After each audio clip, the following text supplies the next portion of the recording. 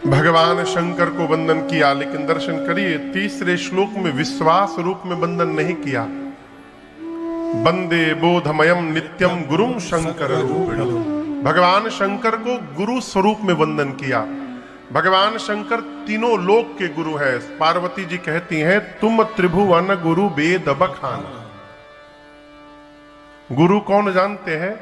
जो हमको दिशा देकर हमारी दशा पलट दे। और एक बात आपसे कहूं, कई लोग मिलते हैं, महाराज हम बहुत पहले दीक्षा लिए थे तो गुरु जी अब नहीं रहे, तो सोच रहे आपको गुरु बना ले। अरे गुरु जी नहीं है, लेकिन गुरु जी का मंत्र तो है ना। गुरु जी कपड़ा थोड़ी है कि हर साले बदलेंगे। हमारे कलकत्ता में एक वक्ता है, भागवत जी के बड़े अच्छे वक्ता है, राष्ट्रीय वक्ता है, पूज्य श्री श्रीकांत शर्मा जी, बाल व्यास कहते हैं उनको, पूज्य श्रीकांत शर्मा जी बड़े श्रेष्ठ वक्ता हैं। तो एक दिन मिले, कहे बाबू, वो हमसे प्राय एयरपोर्ट में मिलते हैं, न जाने क्यों। 4-5 बार उनसे लगभग भेंट भई, सब कलकत्ता एयरपोर्ट पे। तो एक बार बोले बाबू क्या बताऊं, मैं पंजाब गया था, एक 70 साल की माई आई, बोली महाराज हमको दीक्षा दे दो। तो हम माई से पूछे माई दीक्षा नहीं भाई, बोली 4 बार हुआ है। बोली 4 बार क्यों ले ली? तो बोली महाराज छोटी थी ना तभी एक बार दीक्षा हुई थी। तो क्या हुआ, गुरुजी चले गए। फिर दूसरी बार कब लिया? विवाह के पहले बड़ी हुई, एक जगह कथा सुनने गई, वहां गुरुजी से ले ली। तो तीसरी बार क्यों लिया? दूसरी बार वाले भी गुरुजी चले गए। तीसरी बार कब लिया? विवाह के बाद पति के साथ ली थी महाराज। फिर क्या हुआ? वो भी गुरुजी चले गए। फिर उसके 10 साल बाद फिर एक बार ली। तो भैया पूछे यहां क्यों आ गई? बोले वो भी गुरुजी चले गए। अब मैं चाहती हूं महाराज आप दे दो। भैया बोले माई हमको रहने दो। हमको रहने दो माई। देखिए, गुरु कोई व्यक्तित्व नहीं होता है, गुरु कोई व्यक्ति नहीं होता है। गुरु के चरणों में हमारा जो विश्वास है वही सद्गुरु का स्वरूप है। गुरु जी से कल्याण नहीं होगा, गुरु जी ने जो मंत्र दिया है उस मंत्र से कल्याण होगा। इसलिए गुरु को कपड़े की तरह न बदला जाए। गुरुदेव ने जो मंत्र दिया है, आपको बताऊं, एक चरवाहा था, चरवाहा, ये सत्य घटना सुना रहा हूं आपको। चरवाहा था मंत जी, नदी के किनारे अपने भैंस को लेकर चराने जाता था। भैंस, गाय नहीं भैंस थे उसके पास।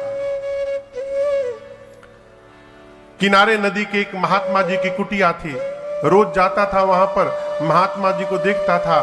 संत दरस जिमि पातक टरई, संत के दर्शन करते करते उसके पुराकृत कर्म जो प्रबल थे वो भस्म हुए और प्रीति जागृत हुई।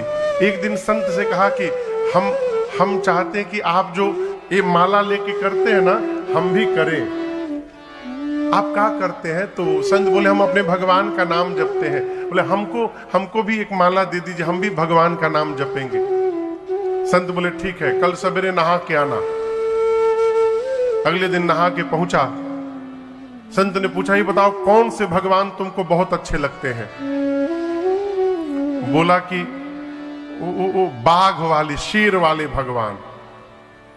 कौन भगवान आप समझ रहे हैं? कौन?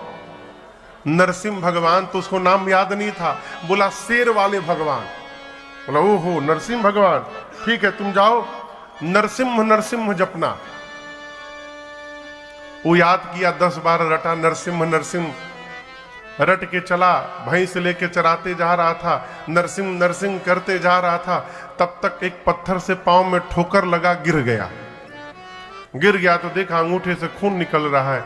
बेचारा उसको पोछा ओछा, उस पर मिट्टी उट्टी लगाया और 2 मिनट इसी में फंसा रहा, तब तक नाम भूल गया। अब उसको नरसिंह का केवल सिंह याद रहा, नर भुलाई गया। अब कहा गुरुजी क्या बताए थे? सिंह लगा था उसमें, ऐसा सिंह जैसा कुछ था। अब उसको नाम याद ना आवे तब तक उसको अपनी भैंस दिखाई पड़ी। अब भैंस के सिर पर सिंह दिखाई पड़ा, बोला ओहो भैंस का सिंह। गुरुजी नाम दिए नरसिंह और वही जपता रहा भैंस का सिंह, भैंस का सिंह। और आपको बताऊं, उसकी श्रद्धा देखकर एक दिन उसको भगवान ने साक्षात दर्शन देकर उसको कृतार्थ कर दिया। वाल्मीकि जी ने राम नहीं जपा था, उल्टा नाम जपत जग जाना, वाल्मीकि भय ब्रह्म समाना। हमारे एक चाचा हैं, उन्होंने एक दोहा लिखा है, वाल्मीकि के जाप से निकला यह परिणाम, क्या श्रद्धा होनी चाहिए, तुम्हारा कहो या राम। आप क्या जप रहे हैं ये महत्वपूर्ण नहीं है, आप कैसे जप रहे हैं ये महत्वपूर्ण विषय है। भगवान शंकर के गुरु स्वरूप को वंदन किया। यमाश्रितो हि वक्रोपि चंद्रः सर्वत्र वंदते। अच्छा आप महंत जी आप बताइए, टेढ़ा आदमी कैसा होता है? लोग कहते बहुत टेढ़ा आदमी है, बच के रहियो, कहते हैं ना। अच्छा आप बताइए, जो आदमी रोज अपन चेहरा बदल ले वो कैसा होगा? कहिए। पूछ रहा हूं, कोई आपके सामने नित्य आवे, चेहरा बदल के आवे, आप उसके बारे में क्या सोचेंगे? भगवान सिर के ऊपर जो बैठे हैं, भगवान शंकर के सिर पर चंद्रमा रोज चेहरा बदल लेते हैं। शंकर जी के सिर पर पूर्णिमा के चंद्रमा नहीं बैठे हैं, दूज के टेढ़े चंद्रमा बैठे हैं। गोस्वामी जी कहते हैं भगवान शंकर वो सद्गुरु हैं जिनके शरण में टेढ़ा चंद्रमा भी जाकर जगत में वंदनीय बन गया। ये भगवान शंकर की महिमा है, ये गुरु की महिमा है। भगवान शिव के गुरु स्वरूप को वंदन किया।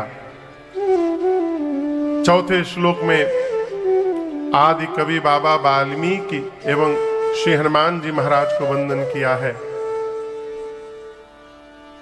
पांचवें श्लोक में जगत जननी मेरी मां श्री जानकी जी को वंदन किया। छठवें में श्री राघवेंद्र सरकार को वंदन किया। और सातवें श्लोक में गोस्वामी जी कहते हैं नाना पुराण निगमागम सम्मतम यद रामायणे निगतितम क्वचिदन्यतोपि स्वान्तः सुखाय तुलसी रघुनाथ गाथा भाषा निबंध मति मंजुल मातनोति।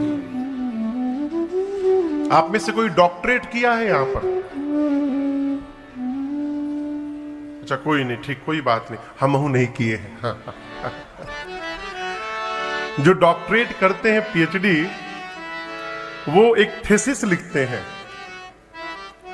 अपना जो रिसर्च होता है उसको लिखते हैं। तो जो थीसिस लिखते हैं उसके प्रारंभ में अथवा अंत में एक अनुक्रमणिका बनाते हैं कि मैंने इस रिसर्च को लिखने में किस किस ग्रंथ का आश्रय लिया है, उसकी पूरी सूची बनाते हैं। इस ग्रंथ से लिया, इस पुस्तक से लिया, इस पुस्तक से लिया, उसकी पूरी सूची रहती है, ये अनिवार्य है।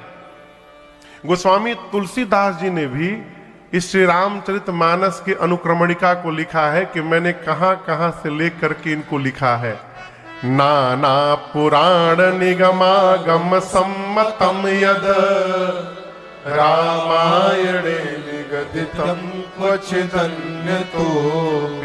18 पुराण, 4 वेद, 6 शास्त्र, जितने प्राप्त उपनिषद हैं, और अर्थात सबके सारांश को निचोड़कर गोस्वामी तुलसीदास जी श्री रामचरितमानस की रचना करते हैं। कहने का अर्थ है यदि हम और आप केवल मानस जी को पढ़ने का स्वभाव बना लें तो सभी ग्रंथों के पढ़ने का फल स्वतः हमको प्राप्त हो जाएगा, इसमें तनिक भी संदेह नहीं है। 7 श्लोक लिखने के बाद बाबा पंचदेव उपासना में 5 सोरठे लिखे हैं और उसके बाद वंदनाक्रम प्रारंभ किए। गुरु जी की वंदना किए, गुरु चरण रज की वंदना किए, संत समाज की वंदना किए, दुष्टों की वंदना किए गोस्वामी जी। फिर भगवान के परिकर समाज के, भगवान के नाम की सबकी वंदना करने के बाद कथा को लेकर तीर्थराज प्रयाग गोस्वामी जी पहुंचते। कहते हैं प्रयाग में एक मुनि है जिनका नाम है भरद्वाज। क्या नाम है? परिचय देखिए, भरद्वाज मुनि। कहां रहते हैं? बसहीं प्रयाग। परिचय क्या है? तिन्हि राम पद अति अनुरागा। ये किसी भी मनुष्य के लिए सबसे श्रेष्ठतम परिचय है। आप समझ रहे मेरी बात को? यदि आप कहीं जाएं और कोई कहे कि ये बहुत बड़े आदमी हैं, इतनी